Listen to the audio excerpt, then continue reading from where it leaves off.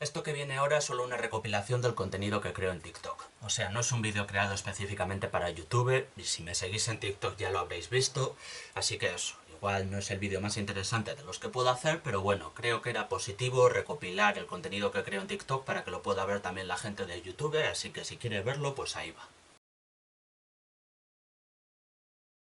Pues depende de la cantidad consumida, la variedad de consumida, la vía de consumo, el momento en el que está esa persona, cuánto ha dormido la noche anterior, la tolerancia que tiene a la marihuana, experiencias previas sobre marihuana, expectativas sobre la marihuana, temperatura ambiente, qué tiene que hacer después y un largo etcétera.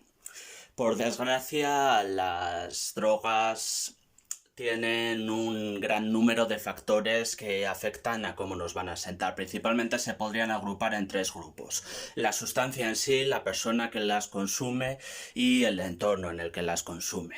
Pero dentro de esos tres grandes grupos de factores, pues hay muchísimas cosas que hay que tener en cuenta para saber cómo exactamente va a afectar una sustancia a la persona que la consume. Puede ser complicado, sí. Buena pregunta. Yo hablo de adicción física cuando puede aparecer un síndrome de abstinencia, pero algunos síntomas de los síndromes de abstinencia, como por ejemplo nerviosismo, ansiedad, cosas así, pues es difícil saber si es un síndrome de abstinencia físico o si es simplemente algo puramente psicológico. Por eso a veces son difíciles de distinguir. Es fácil confundir adicción física con psicológica. Otras veces está más claro.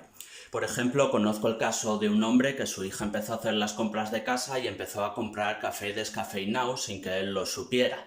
Y él siguió tomando café descafeinado sin darse cuenta y a los pocos días tenía cierto síndrome de abstinencia a la cafeína, a pesar de que él no sabía que había dejado de consumir cafeína. Pues en ese caso, por ejemplo, sí es muy fácil señalar y decir que era un síndrome de abstinencia físico y era una adicción física, pero en otros casos es más difícil.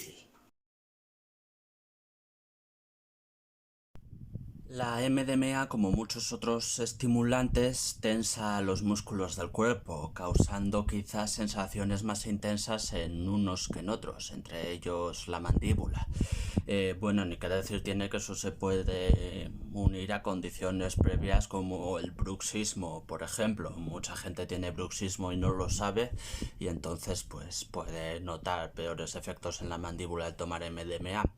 Pero eso es generalizado a todos los músculos del cuerpo en muchas sustancias estimulantes, aunque en algunos músculos se nota más que en otros. Quizá lo mejor sea tener la boca ocupada, bien sea con chicles o con chupetes. Hubo un tiempo en el que en las raves los chupetes estaban muy de moda precisamente para eso, para disimular los efectos de la MDMA y para entretener la mandíbula. Así que no sé, son algunas sugerencias que igual pueden servir.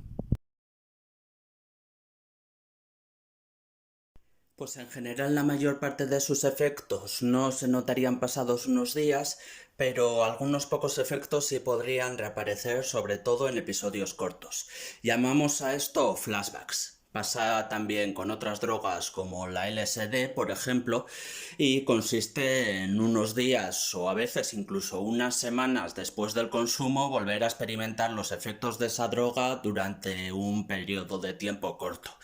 No es muy frecuente, pero puede pasar y no tiene por qué ser un problema, aunque bueno, si afecta a la vida cotidiana y si la persona lo encuentra desagradable, pues obviamente sí será un problema, pero por lo demás no tiene por qué serlo, vamos, no tiene por qué ser una señal de que hay un problema más grave. Los flashbacks no son muy frecuentes, pero aparecen de vez en cuando, sí, es un fenómeno conocido.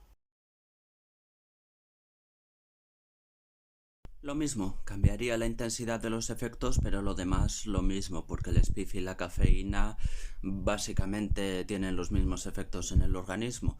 Esto es curioso porque afectan a neurotransmisores distintos, o sea, sus formas de actuación en el cerebro son distintas, pero sin embargo, tanto los efectos subjetivos como los objetivos, como las posibles consecuencias, potencial de adicción, síntomas de la sobredosis, interacciones con otras drogas, etcétera, pues son muy similares. La cafeína y el speed son difíciles de distinguir realmente en muchos aspectos. Así que lo que he dicho de la mezcla de cafeína y alcohol, pues se puede aplicar también al alcohol con speed o al alcohol con cafeína y speed, sí. No debería cambiar de forma perceptible, no. El THC se degrada y se convierte en CBN mediante el tiempo y el calor.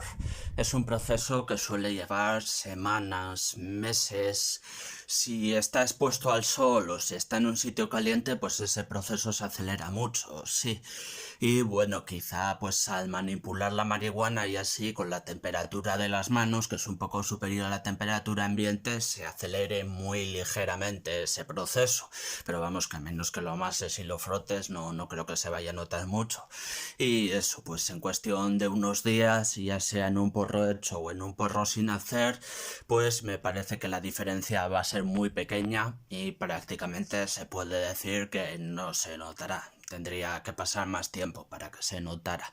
Yo diría que unos días pues no hay el menor problema, no hay un problema que se vaya a notar de verdad. Pues así de forma muy resumida podría decir que no me gusta mucho el apodo de cocaína rosa, creo que es algo sensacionalista que lleva un poco a la confusión porque en realidad no se parece a la cocaína. Y también diría que últimamente en muchos sitios, sobre todo en algunos países de Latinoamérica, se está vendiendo una mezcla de ketamina y MDMA como si fuera 2CB. O sea, se está vendiendo una mezcla de ketamina y MDMA bajo el nombre de TUSI, pero la TUSI en realidad tendría que ser una molécula distinta llamada 2CB, que en realidad es muy difícil de encontrar y la mayor parte de lo que se vende en algunos sitios como TUSI pues no es realmente 2CB. Para más detalles que no me entran en un TikTok de un minuto, pues tengo este vídeo en YouTube, el de Entendiendo las drogas, otras fenetilaminas, y pues ahí hablo de forma bastante más extensa del 2CB y de por qué se le llama cocaína rosa y esas cosas. Me parece buena pregunta porque es algo tan común que mucha gente lo hace como sin tenerlo en cuenta y realmente, bueno, al fin y al cabo es una mezcla de dos compuestos psicoactivos. Hay que tener muy en cuenta la cafeína.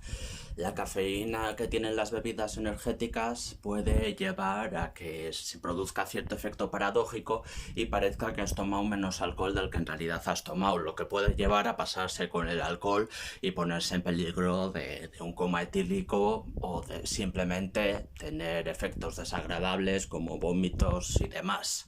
Además, la cafeína también puede generar problemas de sueño, claro, si se consume en un momento en el que no es muy productivo consumirla, como a la noche cuando ya se está a punto de ir a la cama.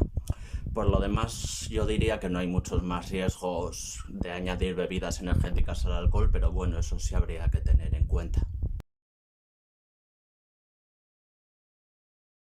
Es difícil y no tengo una postura clara al respecto. Me parece innegable que la prohibición de las drogas ha provocado muchísimo más daño que cuando eran legales, pero no sé si legalizarlas ahora haría que se revirtiera ese daño o lo empeoraría todavía más, que también es una posibilidad. Por eso no tengo una respuesta clara. Lo que sí me parece imprescindible es la despenalización del tráfico a pequeña escala, porque, bueno, una multa todavía lo podría entender, pero meter en la cárcel a alguien por traficar pequeñas cantidades de drogas, que encima es algo que se hace todo el mundo, me parece brutalmente cruel y desproporcionado. Es un castigo durísimo para algo que realmente no hace tanto daño.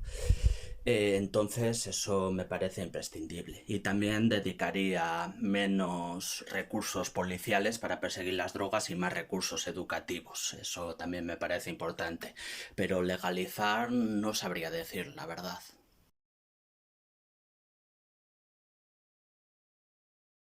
Esta me ha parecido una pregunta interesante y quería sacarla a flote, aunque por desgracia no puedo dar una respuesta muy precisa, porque lo de las alergias no lo domino lo suficiente. Entonces no sabría qué decir. Hay que tener en cuenta que el cannabis puede tener terpenos que coinciden bastante con los de otros árboles. Limonelo y sustancias así, pues están presentes en algunos árboles y también en el cannabis, así que tendría sentido la posibilidad. Pero bueno, también hay que tener en cuenta que cuando hablamos de polen refiriéndonos al cannabis, no es polen en el sentido en el que nos referimos a otras plantas, sino que es la propia flor, el cogollo picado, y a eso le llamamos polen, aunque no es polen en un sentido de que la planta del cannabis lo libere para fecundar, ¿no? Entonces, no sabría qué decir, pero me intriga, vamos.